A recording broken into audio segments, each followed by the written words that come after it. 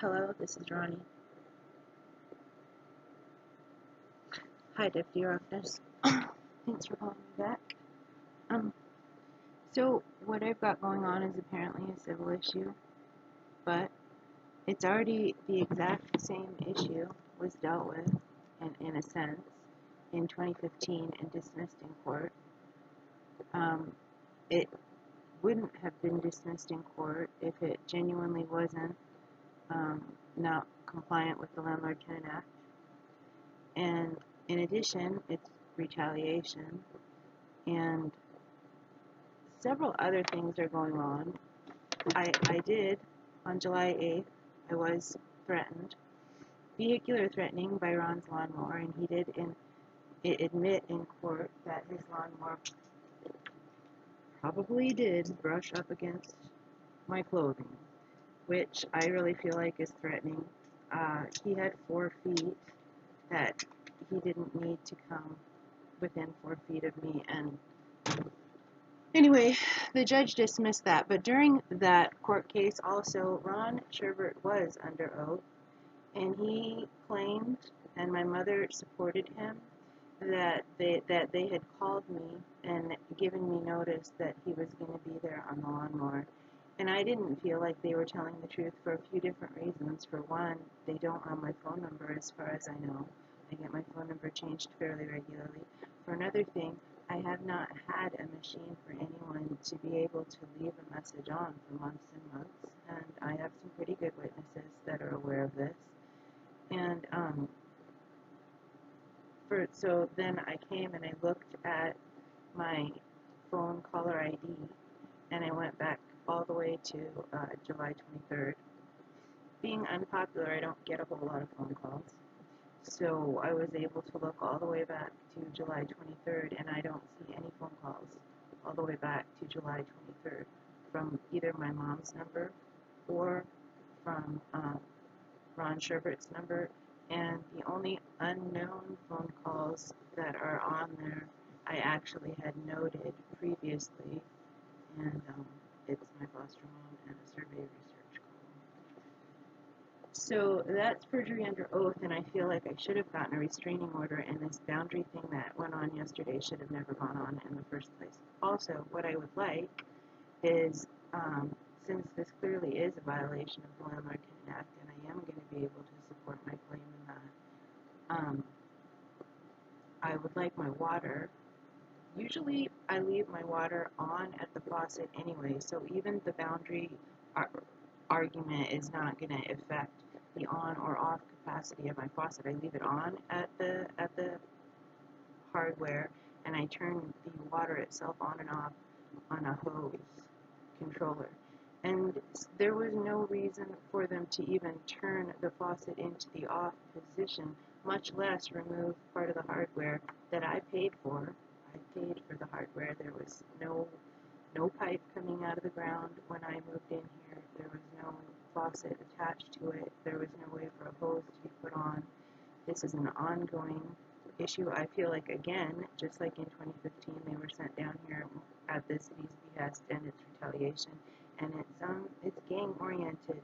The Pullman Moscow Daily newspaper actually questioned this Facebook group as a hate group in 2015. And yeah, so technically it's a civil issue, but I'm asking for the sheriff's department to require my landlord to put back the stolen hardware and to follow the Landlord-Tenant Act, which says that any changes to the boundary of the property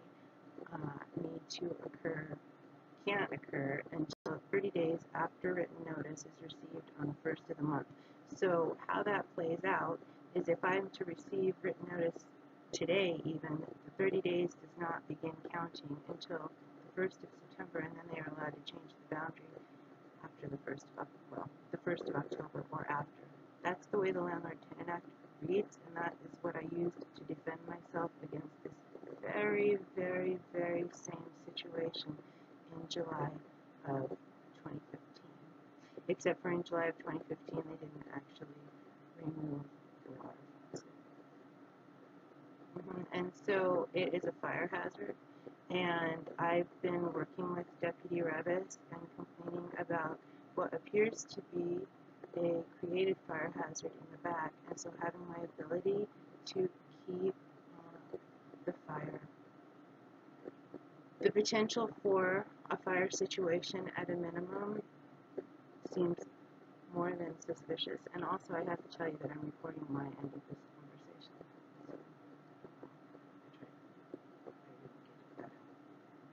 So, well, and that's why I'm telling you right now, we kind of got this started before I was able to actually advise you.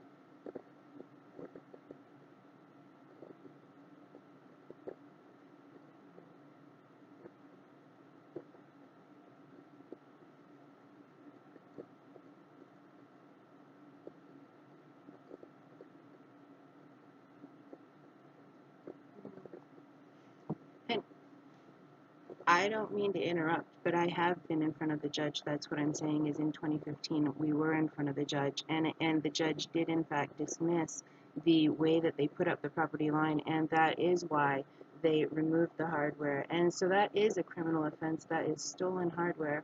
Also, perjury under oath is a criminal offense. And I feel like my request for a restraining order was denied in a criminal way under oath. And so I'm not asking you to enforce the law. What I'm asking for a sheriff to do is call the landlord and suggest that it's in the landlord's best legal interests, or best social decency interests, or best interests for the concern of the community, in a normal community, a non-mentally ill community, to not have a fire hazard situation created, especially through malice. No, I don't have any other way to water or to keep any of the fire hazard down, and I've been working with Deputy Revis and complaining about what appears to be intentional killing of the foliage on these properties in preparation to create a fire hazard situation. So having my water turned off does seem like the potential for criminal activity, organized criminal activity, repeated organized criminal activity. And so I'm not asking you to interfere in a civil dispute. I'm saying that there is gang activity going on here that involves large amounts of drugs, and people that are maybe not even involved in the drug situation being used as minions. And so I'm just saying that I would like some support or suggestion from Whitman County Sheriff's Department as I try to basically stand up for myself and become a decent human being and get some reward for the decades of effort that I've put in creating my own value system and learning what morals and ethics are in a very immoral, unethical, and unwholesome community. I would like some support from Whitman County Sheriff in trying to make this a community where I feel like it's a safe place for children to be raised, because I really don't even think it's a good place for children to be.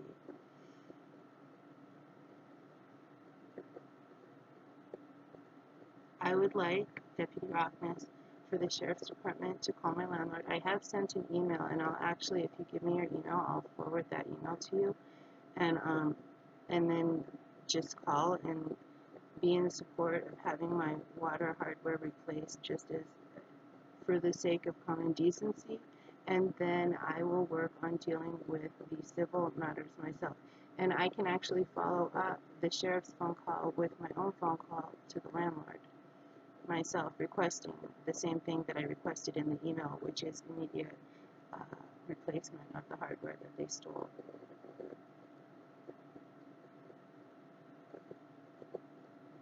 Um, mm, I don't think that they actually think that they have a right. I think that they think that they have a right because they belong to an organized criminal gang that is supported by, unfortunately, the Judge Robinson at District Court. And I am completely aware that this criminal gang has been manufacturing and distributing meth and marijuana for 37 years, my entire life, without getting busted in this town. I'm pretty sure that counts as organized and having the support. Not only that, but the Pullman police dispatcher, Jeanette Davidson's mom, was sitting there one time as a 15-year-old was smoking marijuana, and I just left. I left that day, and other kids came in and started drinking. I left. That was the 3rd of July, I think, in 2013. It was, maybe it was 2014, but it would have been 2013 or 2014, and I did document it at some point. So I'm saying that they think that they have the right because people here, apparently, if they're the right people, feel like they're allowed to be above the law and outside the law, and that the law is created to support their organization. And I'm saying that's been my experience with it here, unfortunately, as a teenager. And at least part of the time as an adult. Not all of the deputies are like that, or would already be dead. But I would like your support in just upholding common decency and making this a place where I think that kids are safe being raised. I don't feel like kids are safe being raised here at all. I don't think that they're taught to respect the law. I think that they're taught to think that it's funny to disrespect the law. And it took me a lot of counseling, decades of counseling, to get over the types of hate behaviors that were installed in me as a child here. And I don't want other kids to go through that. And so the reason that my mom and her husband think they can get away with this is because they're part of the network of organized criminal activity that runs this town. And I would like your help stopping that.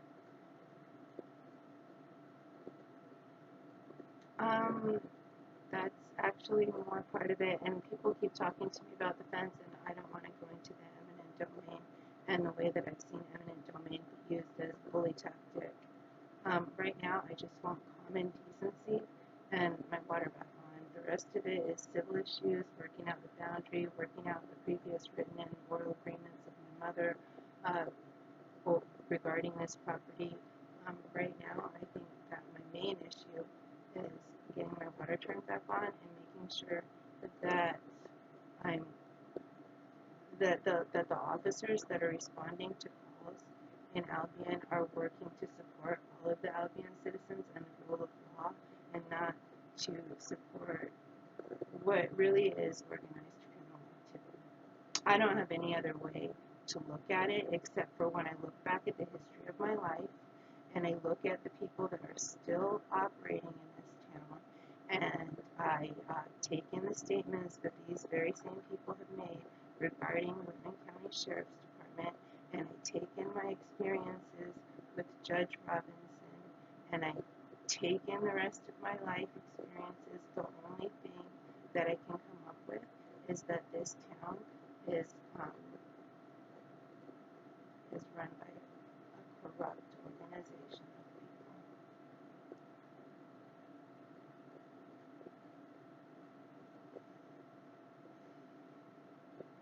It is, in fact, on the other side.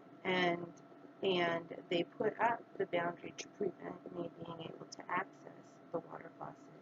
And this exact same boundary behavior was judged and dismissed in 2015 as not valid, and that is why they physically removed the water faucet to prevent me being able to water in an act of malice.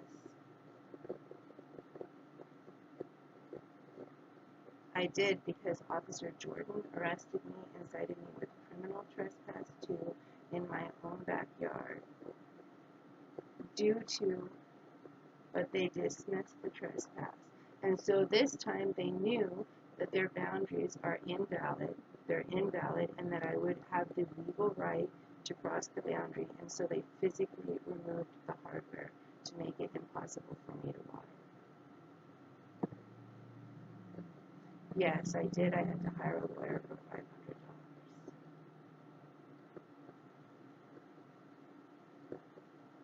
Well, the lawyer went into court for me and told me that I didn't need to make an appearance, and I did get the paperwork that said, yes, it's dismissed. The judge, I think, dropped the charges. I don't know who dropped the charges. It just said dismissed. I didn't look and see whose signature it was, I suppose.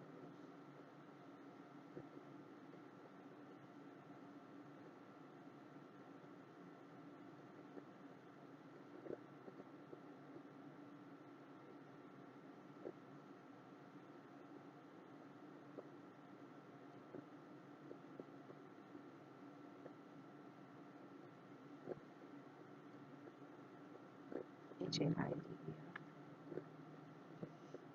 My lawyer was more tonic. I guess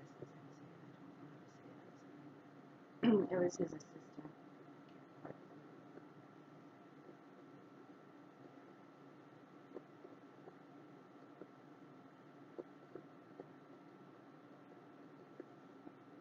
Yeah.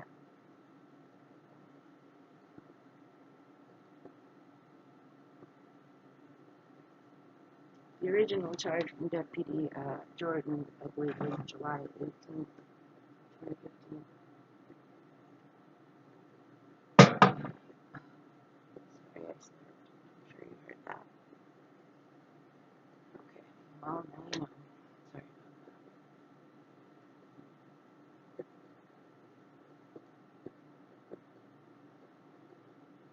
about that. Well, no, or it could have an administrative error because that does keep also following me.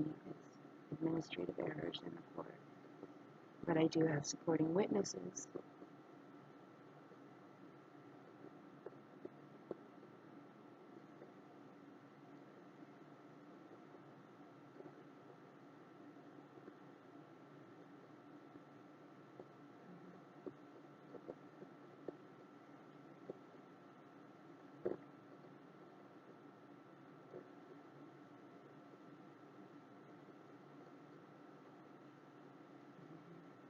Dismissal.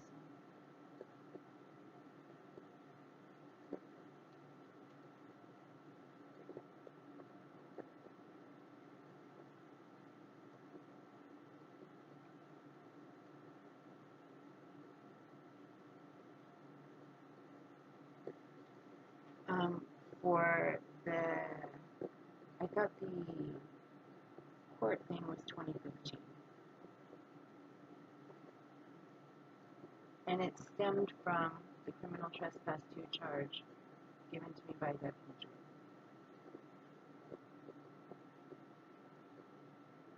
But you're not finding a record, is that what you're saying? But you're not finding a court case. You know, I need to know how to file a complaint on the Whitman County District Court then, because this is not the first record that's gone missing if it's missing.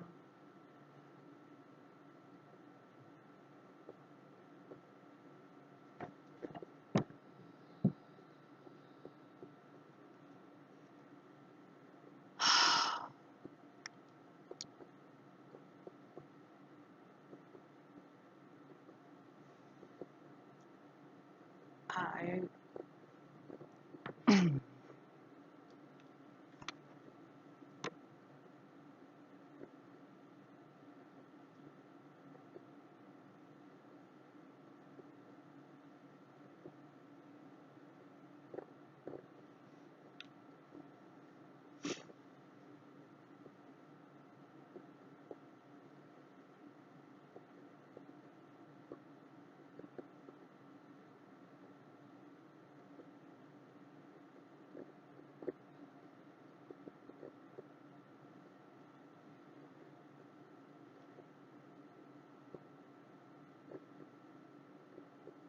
It was purely a harassment incident, and I doubt that Whitman County District Court would want a record of it.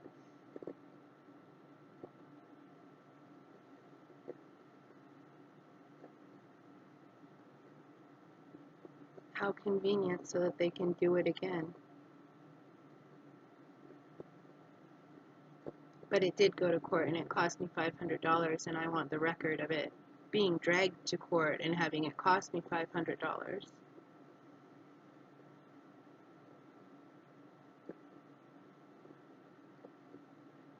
Ah.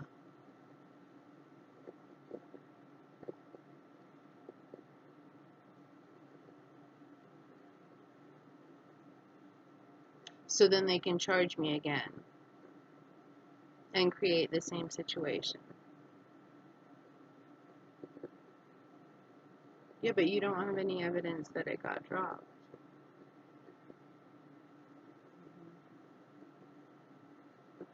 That's very convenient. Yeah, the system is unfortunately convenient to people that want to be abusive versus people that want to create healthy communities. That's very unfortunate.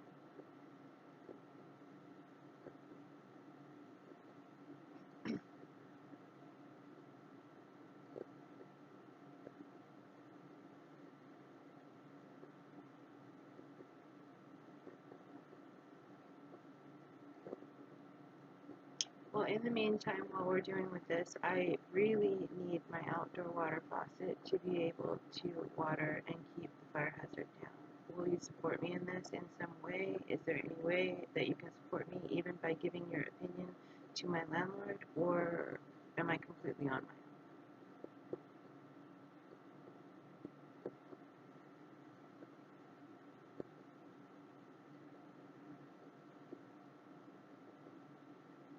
I have handwritten documentation from my mom saying that we are supposed to share that trailer.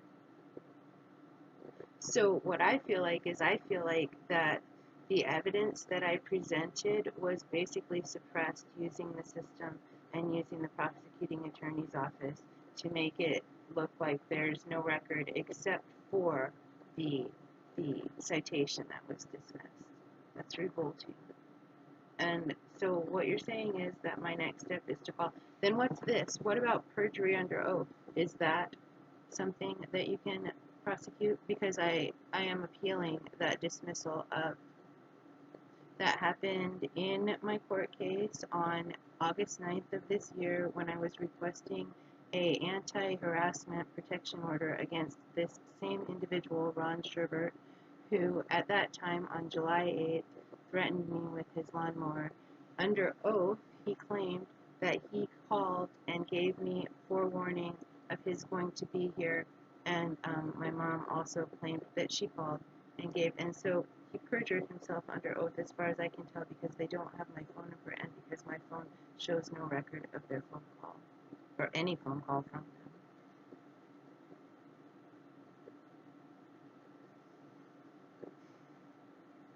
I'm pretty sure I can, yes, actually.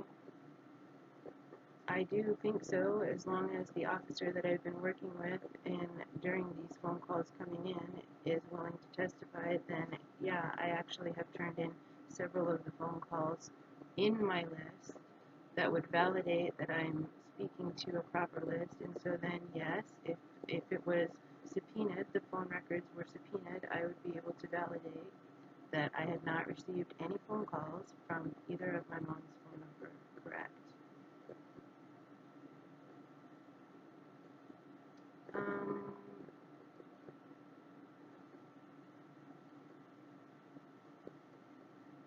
what other number would they call from, and why would they call from a different number twice? They're saying that they called from some other number twice. I'm saying that I don't have a phone number from their house phone, and I don't have a phone call from their business phone, and I think that's within reasonable doubt to say that yes, he did perjure himself under oath. Beyond reasonable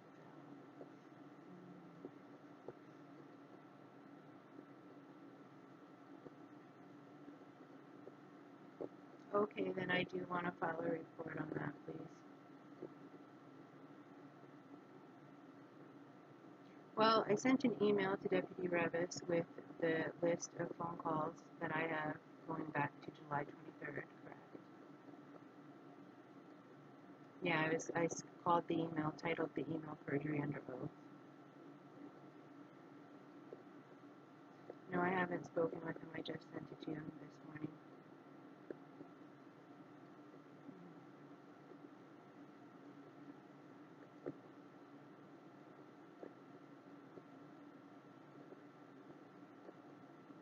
Oh, I would actually like a separate case specifically for Ron Sherbert and Liz, please, for his perjury under oath.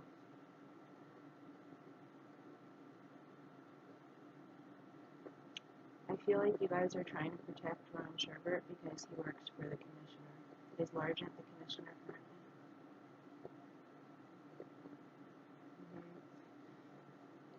And so Ron Sherbert works for Largent Appliance and has worked for Largent Appliance for like what, the last 40 years? So I feel like he's being protected by the commissioner.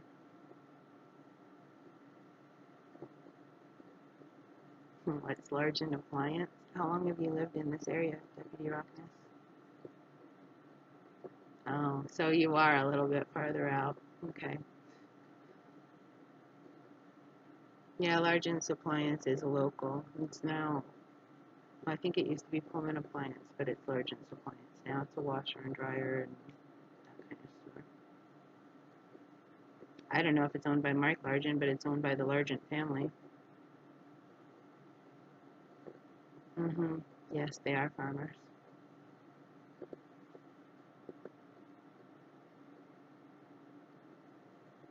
Oh, no, I don't think that you're a dishonest person. I think that you're a good person and an honest person, and I wouldn't want to do your job. I'm just sharing my opinions and my thoughts with you because at some point all these people are going to get caught. And so I'm hoping for whoever will eventually be able to build this case and get this gang of people. Sure, I like working with Deputy Revis. I haven't heard back from him. I've been asking him for her to call me for like over a week, but I know that he's overwhelmed by my texts sometimes. But yes, I would like to speak with Deputy Revis, but I really want a separate case number, and so perhaps I would like this conversation linked to Deputy Revis. I know that you guys can do that through through case numbers. And I want an official complaint filed on Deputy Chapman because I feel like he was laughing at me and using a mocking tone. And this is not the first time that I've gotten a mocking tone from Deputy Chapman when I've run into him. This is the third time. He talked to me in person. I've spoken to him in person 3 different times, and then he spoke with me on the phone last night. He was mocking me and pretending like he couldn't hear me. He appeared to be putting the phone up to his collar, that thing that you guys have that goes and then you hear that. The phone seemed to be putting up to that, and then he would bring it back to us and say hello, hello, and then I was saying hello, hello, and this is as I was trying to talk, and then connection was lost.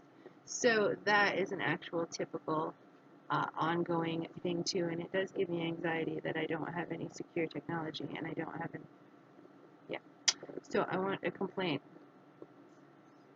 He was talking to me on his cell phone.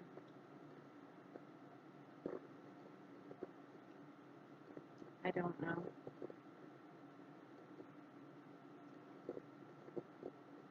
That's what I'm saying. And it sounded like the phone was being held up to the police radio at certain points in the conversation. When I was trying to speak, the phone would move towards the police radio, and the police radio would get really loud.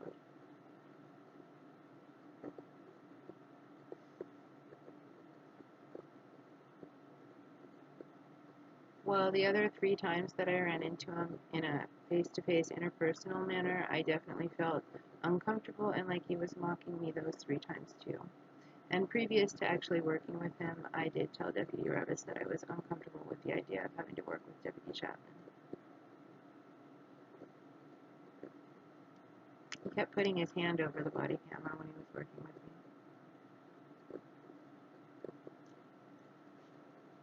me. Okay. And the other thing that I would like you to check into while you're checking into things is in 2015, Deputy Zem, actually, behaved in a color of law or prejudiced manner towards me. He called me because the member, Bonnie Shoemaker, who actually put me into the Concerned Residents of Albion Facebook closed group without my consent. She placed me in the group because Facebook changed the rules, and all of a sudden I was in this Facebook group that I've been trying to avoid for 18 months prior, or thereabouts, that turned out to be a hate group and a harassment group and a trolling tracking group. So at that time, she was pretending to be my friend and wanting my help with this and wanting my help with that, like the rest of this group, which apparently is standard extortion behavior. You get close to the target and befriend it. And she's the one that I believe stole some of my documents from my house, Bonnie Shoemaker. So her and the neighbor that I have concerns about starting a fire, my mom's tenant, uh, created a situation that they then called in and basically used Deputy Zem to SWAT me. I'm sure you've heard of swatting, SWAT, where they call in false reports on you. And they said that I had held Bonnie Shoemaker hostage in my house and all this. And I talked to Deputy Zem on the telephone, and I said that's completely insane and not how it happened at all. And then I provided him with a printout, an emailed copy of detailed ongoing conversations between me and Bonnie Shoemaker, who was claiming to feel threatened and feel like she'd been held hostage, that happened after the claim of being held hostage. And Deputy Zem actually, somehow, somebody, I would assume it was Deputy Zem, but when it got turned in and requested by the prosecutor's office to charge me with hostage holding and assault 3 on this woman, the documentation that I provided of the post incident conversations had been altered in such a way that it looked like no one was speaking in them except for Bonnie Shoemaker. He removed my name from all my parts of the conversation. So the conversation that I provided to him makes no sense. But if you put my name back into that conversation, it clearly demonstrates that not only did I not hold her hostage, she did not feel threatened by me, and she was ongoing in her egotistical concern that her group, Concerned Residents of Albion, had been labeled a hate group by the Pullman Moscow Daily News.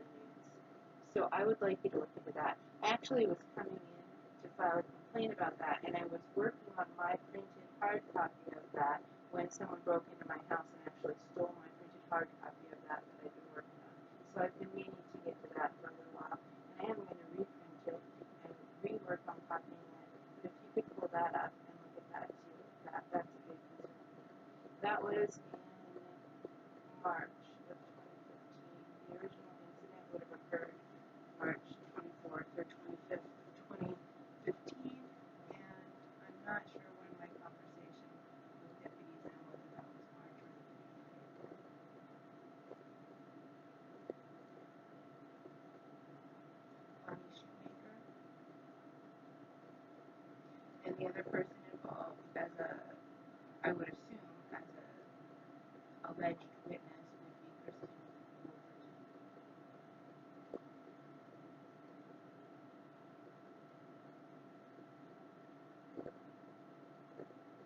Wolverton. Deputy Zem tried to have me charged with some kind of hostage 3 and assault, which was completely insane. Actually, it was absolutely bananas that he would try and have that. The prosecuting attorney did not go for it, luckily, but the evidence, when I actually was able to get the police report and look at what Deputy Zem presented as evidence in support of his charging, the um, conversation that I supplied to him had been altered. My name had been removed from every part where I was speaking in the conversation, and it made it look like the entire conversation was only Bonnie Shoemaker's words, when in fact it was a back and forth conversation between myself and Bonnie Shoemaker. My profile on Facebook and Bonnie Shoemaker's profile on Facebook. So where she's calling me Raven, that's my profile. So she says Raven, Raven, Raven, where she's answering me, and then I answer back to her. But he or someone altered that and presented it as evidence, as supporting evidence in an altered form. No, it was a emailed.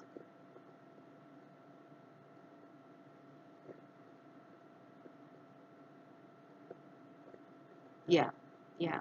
Now, if you look at that,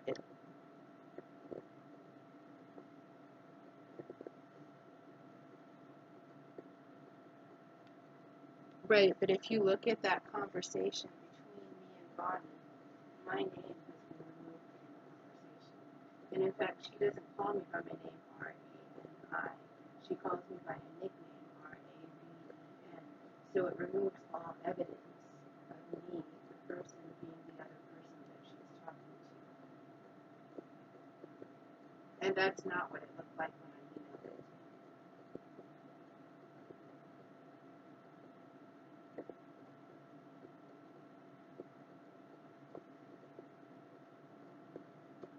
I'd like that reopened, actually, because it's relevant to what's going on now. That is the hate group that is still harassing me at this time, and that I have concerns of fire threat from right now. So I would like that case reopened, or opened in such a way where I'm actually the victim and not the suspect. Well, then I need that attached to something in a case opened that I am.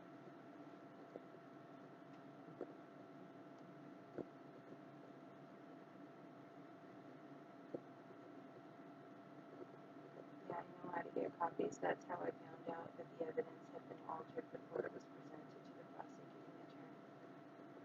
And so I want to complain that someone altered the evidence prior to presenting it to the prosecuting attorney in that case.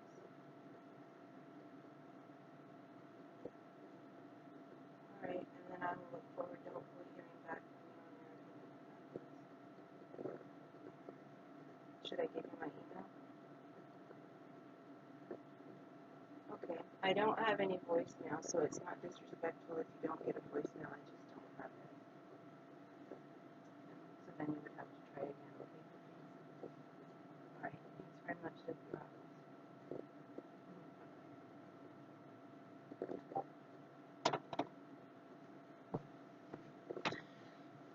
So, yep. Pretty tired of being abused by this bullshit. Deputy Rockness is a good and honest guy. He's not from here. He's from Rosalia.